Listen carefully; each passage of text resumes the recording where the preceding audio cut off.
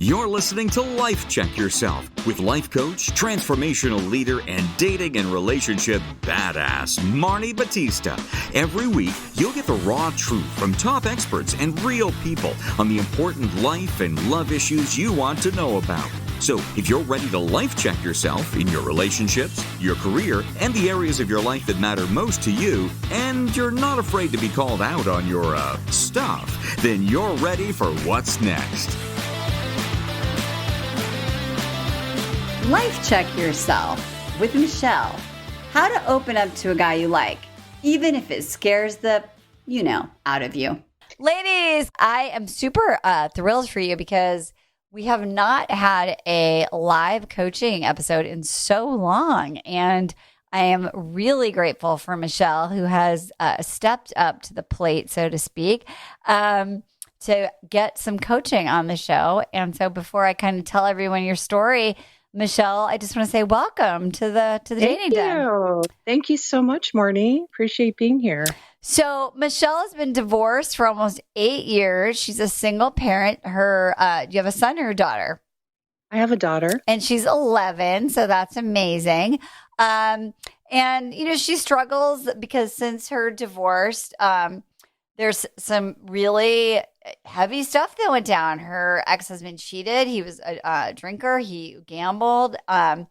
And she never really processed the impact that those things had on her. She started dating and wants to get married again, wants to have more children. But what's happened is that every time a high-quality guy gets into her or wants to commit, she gets scared and she sabotages it, pushes them away.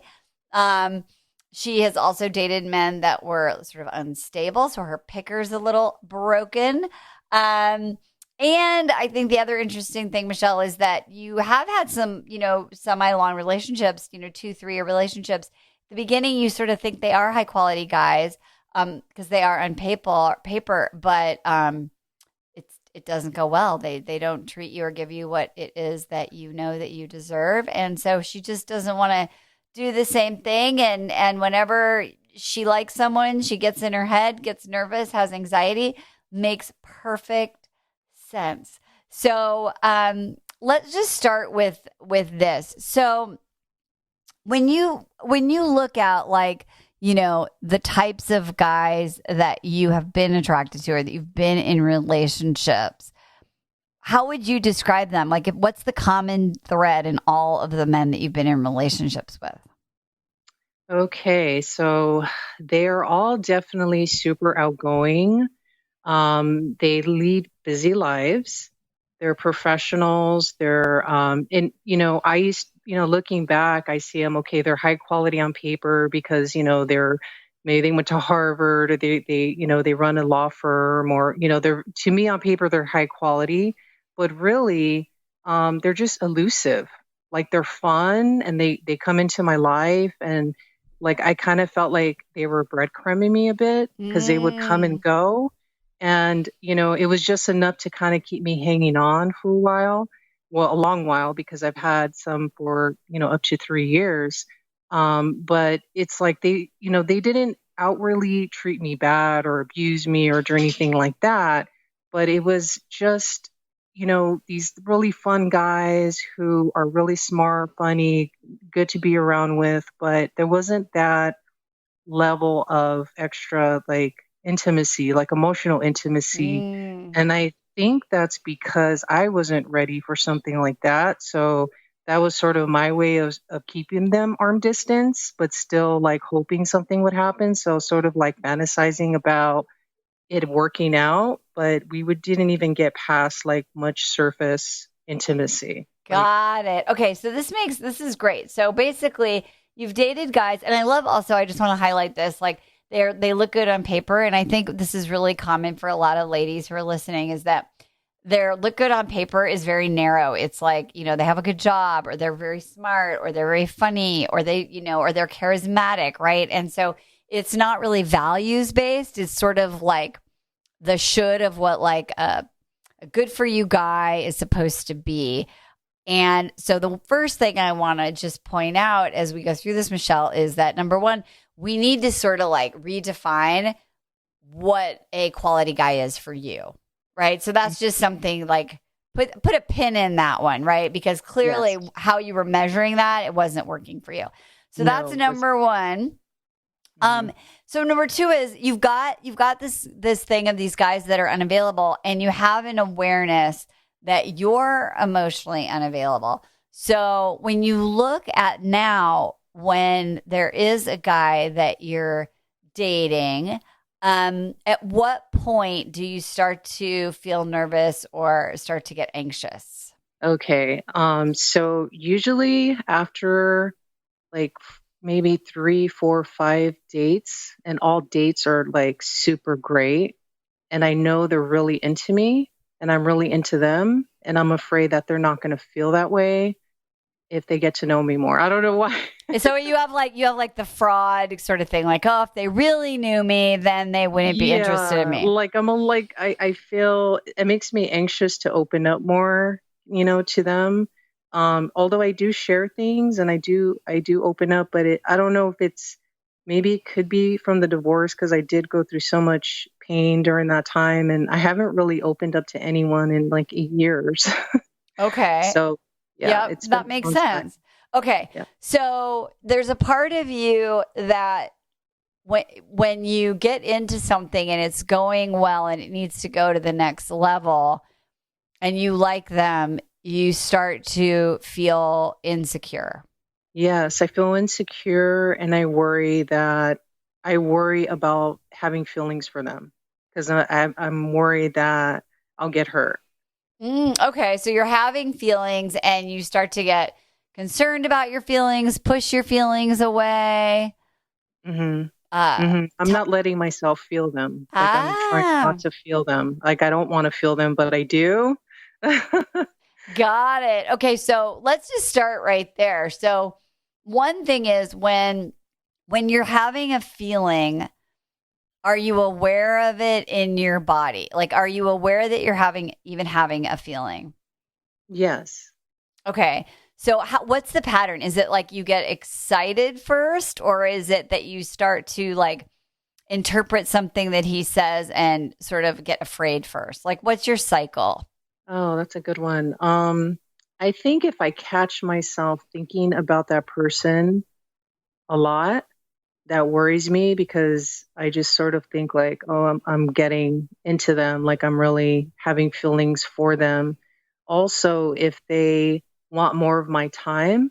So if let's say we go on a date once a week, and then they want to see me twice in that week, I get nervous. Okay. And so let's be specific. So in one case, you're getting excited, or you start to futurize, or you're just thinking about them and imagining things about them. And that makes you feel scared, mad. Yeah, a little bit. Like, don't fantasize. Don't, imagine. Don't, like, I try to stop myself from sort of getting into like that mindset of, oh, this could be this, or this could be that, or I'd love, like, I don't know, like kind of. So tell me, what is it? Let's go deep. So when you say this could be this or this could be that, what are you imagining? This could be what? Okay, so I'll give you an example. So, like one guy I was dating, he has a house, up north, and I was imagining going there with him one day, like say, like wanting to see it and wanting to like, I was like imagining, because it's a beautiful spot. It's near a lake. And I was thinking, well, it was kind of like just kind of picturing it in my mind and thinking, oh, that would be nice if he'd take me one day, if I'd go with him. And I was, oh man, don't think like that, Okay. So you got excited. Yeah. So you got excited or hopeful. Yes. And then immediately after, you got mad at yourself for those feelings. Yeah, I dismissed myself. Yeah. And then, so did you beat yourself up a little bit for it? Like, you shouldn't do that. You need to chill out. Like, what's that next thought process go like? Yes. Like, no expectations. Don't have any expectations is like my mind. Like, I'm telling myself, don't have expectations. Don't get into like that sort of fantasizing type thing. Okay. So, and first of all, just here's another pin. Another important thing to notice for everyone who's listening is there's a difference between expectations and what I call cautiously optimistic. Right? So you can be like, "Oh, that would be so fun one day if like this is my person and and we were able to have a lake home." That's cautiously optimistic. Having an expectation is this guy could be my guy and or he is my guy, or this will be the one and then I don't have to worry about it anymore and we can spend time up at this lake and oh my god, then all my problems are going to be solved and I'll finally have my partner, right? So those are two very different sort of fantasies, so to speak. Okay, I would say that my expectations are definitely in check. But if I do have some optimism, I still kind of beat myself up over that. Okay. So you're not even allowing yourself to be excited. Right. And the story for most people, and you can tell me if this is yours, is I don't want to get excited because if I get excited, then that means I'll get disappointed and I don't want to get disappointed. So just don't feel anything. Yeah, that's it. And I think too, it's like if I am optimistic because it is a really great guy and he is definitely high quality, and I'm suppressing those feelings and trying to like not hear, be true to myself and just kind of feel, the optimism because I think that is healthy. I am all over the place, and then I get the anxiety because I'm not balanced. I'm sort of over. Yeah. And the other thing too, Michelle, and this is like a really common thing, is you're not being present. Right. Mm-hmm. So when you're cautiously optimistic, you can be excited about the possibility. Right. Like I remember when I met my husband, like we went on maybe our third or fourth date and he showed me where his parents live in France. They have this house in France. And of course I was like, oh my God, that's amazing. I would love to have like an opportunity to go stay at that house in France. And I also was like, and so what? Right? Like that's exciting, but like I don't even know this person very well yet, right?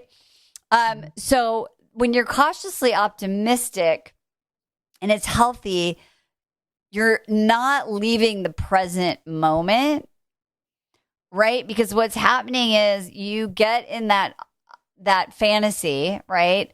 And then it scares you because it's the feeling of excitement or happiness. The story you have going, the meaning you make of that happiness, Michelle, is if I am happy, I'm going to get hurt. Mm-hmm. If I'm happy, I'm going to get disappointed. So don't feel happy. That makes sense? Right. Just even keel, like kind of like optimistic. No. Excited. Well, yeah, but like what I'm saying is like it's okay to get excited. Right. But the meaning that you guys make about it, and again, correct me if I'm wrong, is like, I don't want to get excited because if I get excited, then I'll be disappointed. And if I'll get disappointed, then that feels shitty. So why get excited? Because I need to chill. Mm-hmm. Does that resonate? Yeah, that makes sense. Yeah, definitely. Okay. So the number one thing is how can you be excited without making it mean that on the other side of excitement is pain? What do you have to let go of to just be excited in that moment and allow yourself to be excited? I have to be present and I have to be brave and I have to work on fear of rejection. Got it. Just fear of rejection is there. It's been there for many years. And I am working on that part. But I think definitely being present in the moment and being connected and in touch with my intuition and just not being in my head too much, kind of just being more like trusting myself. I need to trust myself. Well, yeah, and be in your heart and in your feelings. So what you said is really important. When you feel excited, when you are what I call rejection proof, then you can be excited and still not be attached to the outcome. Right? So you're like, oh, I met this guy and he's got this amazing house at the lake. That's exciting. Period. Yeah. Right? Yes. instead of beating yourself up about it, because what you're doing is, and imagine this was like the little girl part of you. And I wonder if this happened at all when you were younger. It's like, you're getting excited about something. And then there's an adult who says, oh, don't get too excited now. Right? Like, don't get too excited now. You're going to get hurt, or don't get too excited, right? Or getting excited is bad. So did that ever happen to you growing up where you were sort of shamed for your feelings? Yes, definitely. Definitely. I didn't feel hurt at all when I was younger. And I think too, that also stems, like I have, like another thing is I need to work on is speaking up, like speaking my needs to men too. And, like that's another thing. Well, so and they're connected, right? And so this is like the tentacles, right? In your patterns. So when we were minimized when we're younger, then what happens is we internalize the parent voice. That becomes our own voice, which is negative, right? We've internalized the negative parent voice or caretaker voice. And we say, okay, simmer down, young lady, right? And then we beat ourselves up about it. And we're not, and this is really big, you're not acknowledging that little girl inside of you that never got to feel heard. Right. Right. Yeah, And so when you're not hearing your own self, and you've had in your past experiences of not being heard and being invisible, it's almost impossible to trust yourself. Yes, it's very difficult. And as a child, I couldn't speak at school for years. I had selective mutism, so I couldn't speak to people. Yeah, so it makes sense, right? So one of the things to help you build self-trust is, and we call this on our campus, the little who work, we call it, because the younger part of you needs the adult part of you to be the adult that you didn't have. Because until you do that, that part of you isn't going to trust you. Mm-hmm. And if the younger part doesn't trust you, then the older part, the emotional adult part of you, won't show up. Mm-hmm. Does that make sense? It does, because at times I feel like when I'm feeling especially emotional or unsure, I feel like a child. Like I haven't like really, like I feel kind of stuck. I think I'm definitely need to nurture that part of myself and kind of step in as an adult, because there are parts of me that are still there, that are linked to childhood. And I do feel that, like, I feel super vulnerable sometimes, And how old do you feel when that happens? Oh, definitely like 5 or 6. Yeah. So a 5 or 6-year-old isn't capable of being in an adult relationship, right? No. Right? And so, but that emotionally, right? That's who's sort of driving the bus. Right. Right. And so when she says, like, I'm excited, Michelle, right? What happens instead of going, oh, that's so great, you're excited, honey. Like, I'm so happy for you. It makes perfect sense that you're excited. Adult me knows that we're cautiously optimistic, and Brad is really nice and really fun. Let's see what happens. Definitely. Right? Like, and I've got you, and I'm here to keep you safe because I'm an adult. You can trust me. And so one of the things to do is to have those conversations when you start to get excited. And I said before the show, like, I'll give you a tool, right, that you can use when you're starting to feel that way, is to ask yourself, when you're in that excited moment, how old do I feel? Mm-hmm. And so either before you beat yourself up or while you're beating yourself, go, oh, wait a minute. This is that little part of me that's really excited. Like, let's let her be excited for a minute. Mm-hmm. She's not going to make up stories, because the adult version of you is going to be like, we're not making up a story. He might not be our husband. We don't even know him. We have to see if he's like, worthy of us. But yeah, that would be super cool to go to the lake house. That's exciting. Yeah.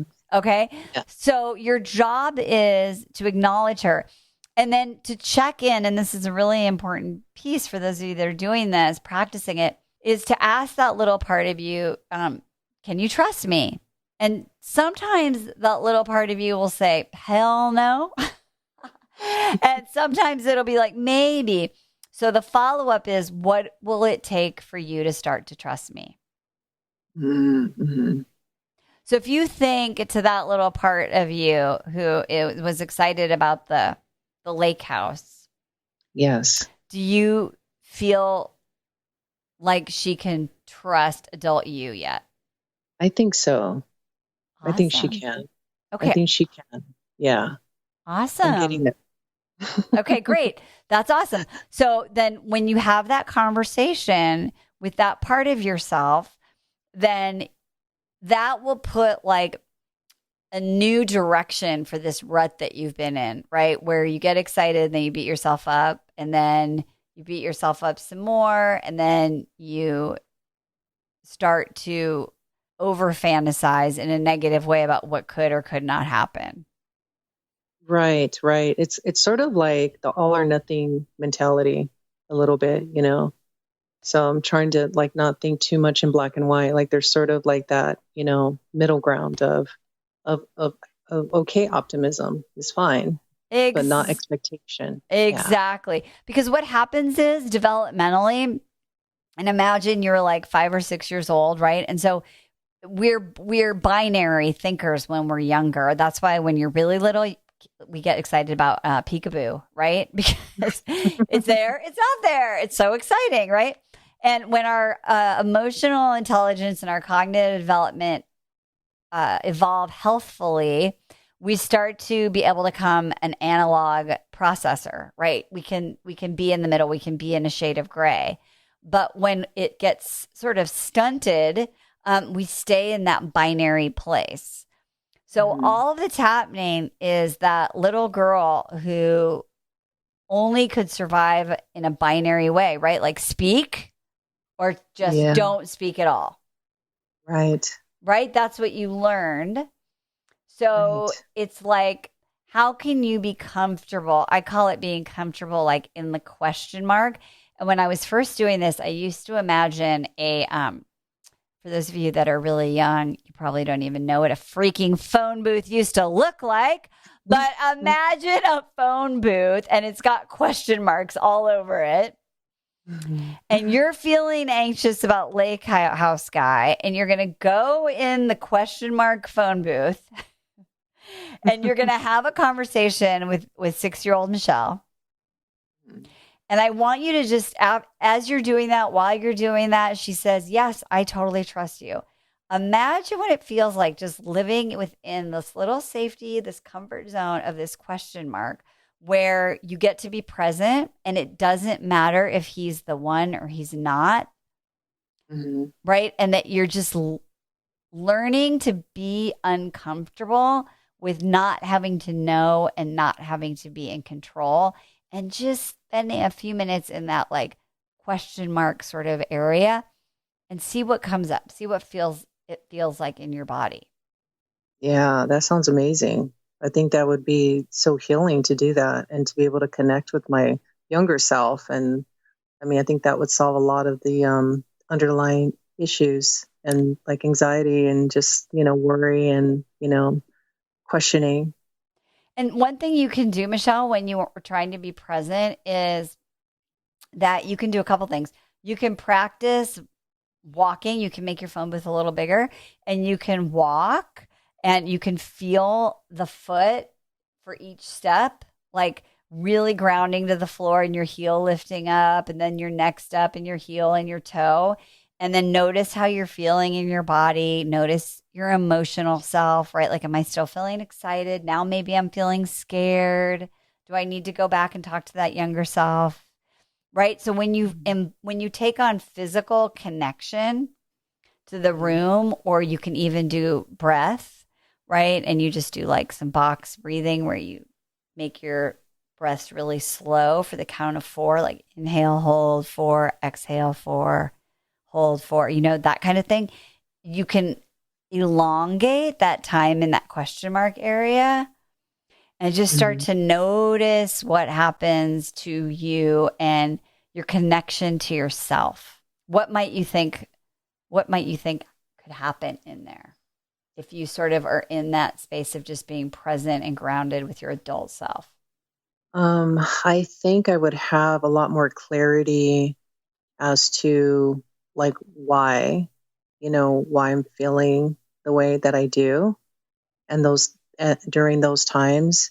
And I think I would also feel more calm. I'd feel better. I'd feel more in touch with myself and present and able to connect to my intuition and being like just like you said in the present and just have like that kind of healing process and connect more rather than having like my older self and my younger self separated and disconnected. Like it's more of a connection where we work together. Yeah. Yeah, because what's happening now is there's like a little war going on, right?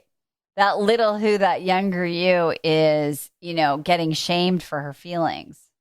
So Definitely. we want to like encourage the feelings and also notice that on the other side of excitement, it's going to be really normal to feel scared.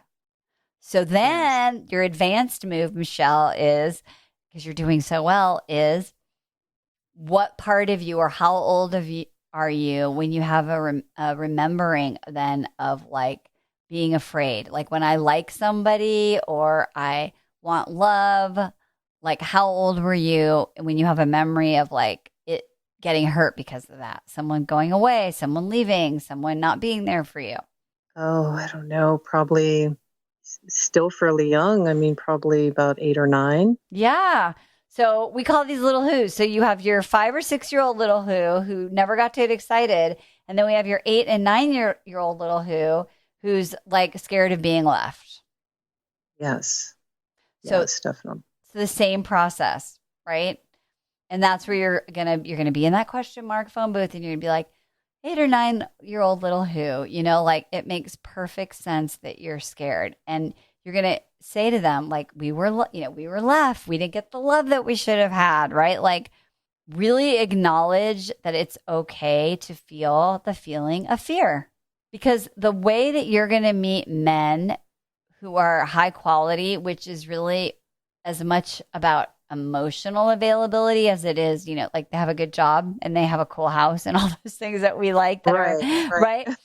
right. The emotional intelligence that you want to have is going to be a reflection of how well you do in using these tools to feel emotionally safe and grounded so that then you can actually be open. Yes. Yes. That's going to be great because I know once I get to that point, and I am working on that, is I will attract what I am. So if I'm open, emotionally open, then that's what I will attract because, like I said in the past, I mean, just was with men for years and they were definitely not available. And, um, and I did get hurt, but it was sort of like they were safe. They were quote unquote safe because I kept them arm distance, but due to the time together and the expectation, or I guess the fantasy of it, I got hurt. But Well, yeah. And so both of those little who's were, if you imagine them in the corner of the room being like, see, I told you, don't get excited. Why are you always taking excitement away from me? I just want to get excited. Yeah, but you see, when you get excited, we get screwed up, right? And you've got these two little versions of you, right, that are running your life, your love life. I got to get them on three-way and talk to both of them at the same time. Exactly, right? And when you can do that and you can calm that anxiety, then your adult self can chime in. And then that's where, and you are saying, connect to my intuition. And that's really connecting to your essence. That's connecting to that wise soul part of you that knows she is worthy, right? That is totally loving and lovable, that is logical, that knows, all the stuff we all know about dating and men, right? That is easier to say than to actually do. And so when she's empowered, but not by being bossy or ruling or punishing or shaming those other two, but by working in collaboration with them, that's when you can create emotional safety and then be emotionally available. And then that's when you'll start attracting those kinds of guys. Yes. Yes, definitely. I feel like right now I attract a wide range of guys, like a mixed bag of men, and I do attract the high quality men, not just on paper, but they're Mm-hmm. also, great guys. But I think I definitely sabotage that, just Yep. Well, because those two parts of you don't want you to really be in a relationship. They're like, keep going with those other guys. We'll just keep fighting in the corner. We're fine. I know how to fight. I can fight. I'll just keep doing it. yeah, Right. but yeah, And so, yeah, they were perfect because they were both right. So what of everything that I've sort of said to you today, what like resonates the most? Like what really lands that you want to kind of anchor into and take away from this call? Oh, well, definitely. The definition of a high quality man is not just on paper. It's someone who is a lot of the high quality traits are not on paper. They just are, so that is an important thing that I need, to focus on and look for. And then also for, definitely for myself, connecting, being present, identifying when I'm feeling that anxiety or those, or trying to put myself, checking if I'm feeling some optimism, let myself feel it, let myself, not expectation, just, healthy, positive optimism is okay. To be a little excited is okay. It's healthy. Because if I continually, block myself, close that door to feel anything, I'm not being my true self. I'm not being true to myself. And I'm not being authentic to myself. I'm trying to just control, and I think being more open and just compassionate with myself as well, because Yes. that's something I need to do, because I really do in different aspects of my life. I'm, somewhat of a perfectionist, and I've learned to be a little bit more compassionate with myself and see those things and those kind of mindsets that I've had. So I think compassion and understanding my thinking, as my expectations, making sure that's all like sort of in line with where I'm at with someone when I'm dating somebody.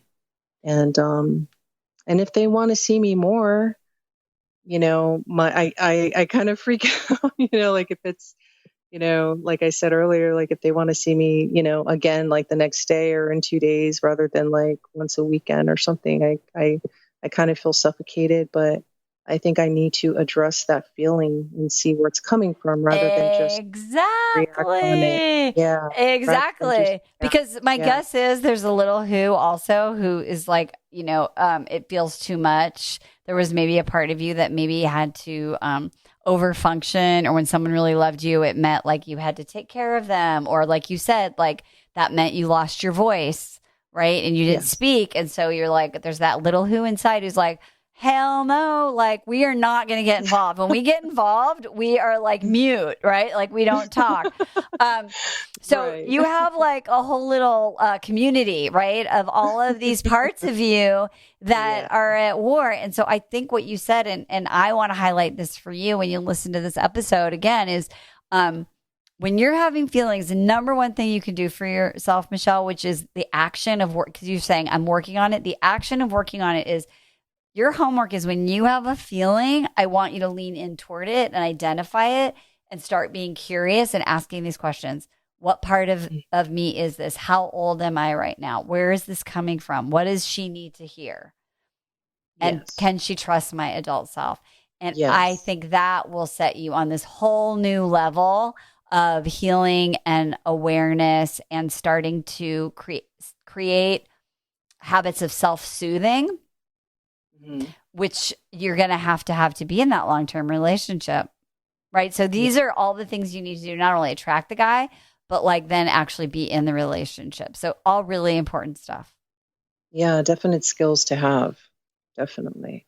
Well, I really appreciate you being so open. I always love it when I get to coach someone on the show, because, the ripple effect. We have like, I don't know, 40,000, 50,000 downloads a month, right? Of people that are going, oh my God, I do the same thing.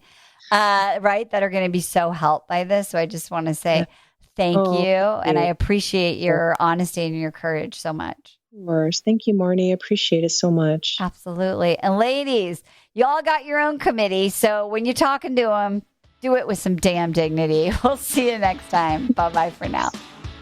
Hey, thanks for tuning into today's show. So if being in an intimate relationship in which you feel 100% seen, heard, and accepted by a high caliber man is a priority for you right now, and you're interested in seeing if you're a fit for working with me and my team at Dating with Dignity, here's what I want you to do. Just head over to DWD VIP, that's D as in dating, W, D as in dating, VIP.com, and book a call to speak with my team. We'll get on the phone with you for about 60 minutes, and you'll get crystal clear on what's stopping you from finding true love right now. We'll also take a look at what you want to create, what you want your whole life to look like when you're able to finally be fully expressed as a woman in a healthy relationship with an incredible guy. And if we can help you get from where you are right now to where you want to be, we will show you the fastest path possible that makes sense for you to do that. We help smart, successful women all over the world solve this one missing piece in their life so they can finally have it all. So to see if we can help you do the same thing, head over to DWDVIP.com. I'm Marni Battista, and let's talk soon.